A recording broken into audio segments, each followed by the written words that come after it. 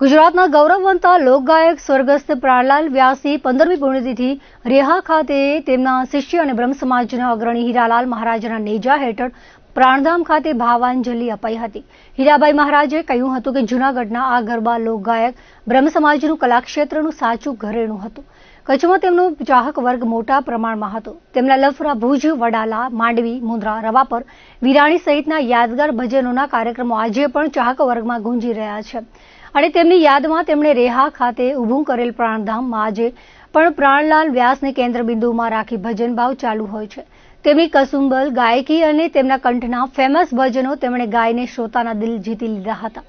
કલાકારો નારાયણ ઠક્કર, પ્રકાશસિંહ જાડેજા, વિનયકાંત ગોર, વિશ્રામ ગઢવી, મહેશ ગઢવીએ ફૂલડા રૂપી 2 ભજનો ગાઈને અંજલિ આપી હતી। સંગીતમાં ઉસ્તાદો તથા કલ્પેશ મારવાડા, દીપ દરજી, લંગા ઉસ્તાદની ટીમે સંગત આપી હતી। મોડી રાત્રિ સુધી ચાલેલા આ ભજન કાર્યક્રમમાં રેહા, ચકાર, જાંબુડી, ભુજ, માંડવી, નખત્રાણા સહિતના વિસ્તારમાંથી મોટા પ્રમાણમાં ચાહક વર્ગ આવ્યા હતા। સાથે સાથ સહકાર આપનાર તમામનો આયોજક હીરાલાલ મહારાજે આભાર માન્યો હતો।